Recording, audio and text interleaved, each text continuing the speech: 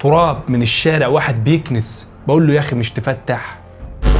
قال لي هو كده اذا كان عاجبك، خايف على هدومك ما تعديش من هنا تاني. قال له لا، هو كان شارع ابوك. اتفصل رقبته عن جسمه، نحره قدام الناس الساعة 10:30 الصبح. قول له حقك عليا يا اخي، قول له انا اسف يا اخي، قول له صباح الفل يا معالي الريس، نهارك ابيض. كانت تعدي، انما العنطزه الكدابه بتوصلنا لخراب البيوت. وخلاه واقف قدام الناس كلها وراح ضربه تحت رقبته، نحره.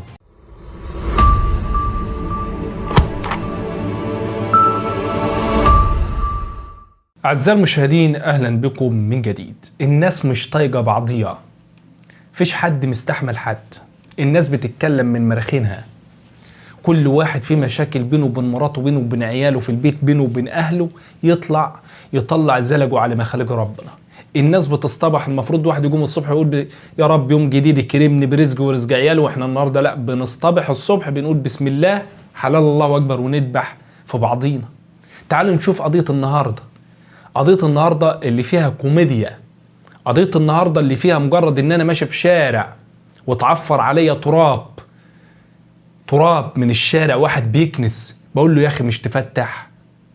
قال لي هو كده اذا كان عاجبك، خايف على هدومك ما تعديش من هنا تاني. قال له لا، هو كان شارع ابوك. واحد اتدبح في الشارع على الصبح في محافظة الجيزة او سيم، بالتحديد شارع خالد بن الوليد، منطقة بشتيل. اتفصل رقبته عن جسمه، نحره قدام الناس الساعة 10:30 الصبح. اللي حصل ايه؟ شاب اسمه خليفة عنده 31 سنة، لا بيه ولا عليه، ذنبه اني ماشي في الشارع. اشاء القدر اني يعدي من شارع خالد بن الوليد في قهوة او كافيه او غرزة، ايا كان مسمى، حسب كل مكان بيبقى ليه اسم او مسمى. في اللي يقول لك غرزة، وفي اللي يقول لك كافيه، وفي اللي يقول لك قهوة، وفي اللي يقول لك معرفش ايه. ايا كان سمي زي ما تسمي. الصبح رايح شغله، معدي من شارع خالد بن الوليد في منطقة بشتيل. في الشق الاخر شاب عنده 35 سنة شغال عامل في قهوة. طبعا في شيفت ليلي وفي شيفت نهاري. بتاع بالليل بيشتغل، بيجي لحد مثلا الساعة 8-9 بيبدأ يكنس ويوضب على ما يجيله بتاع الظهر، وهكذا. فالمعلم ماسك الكافيه، الكراسي والترابيزات، بيروق عشان الوردية تيجي تستلم منه. فبيكنس في الشارع. معدي مين؟ معدي خليفة ده.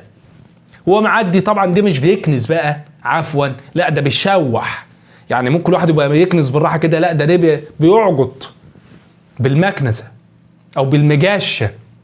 فالتراب كله جه على البنطلون بتاع خليفة وهو معدي في الشارع. فبقول له يا اخي مش تفتح يا ابني؟ بس ده اللي قاله، مش تفتح يا ابني؟ عمتني.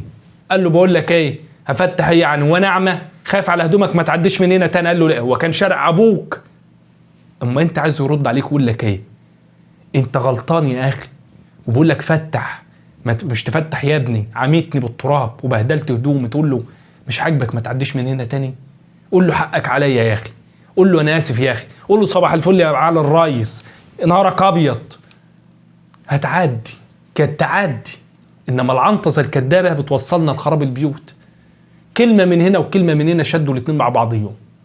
على ما اتلمت الاهالي كان جري المعلم دخل قهوه. طبعا كده القهوه بيبقى فيها سكاكين، لزوم ان احنا بنعمل فواكه، عصير فواكه، برتقال، بنقشر بيها حاجه، بتبقى موجوده السكاكين في القهاوي. جري على السكينه جابها وخلاه واقف قدام الناس كلها وراح ضربه تحت رقبته، نحره. شفتوا لما واحد بيذبح جمل وهو واقف؟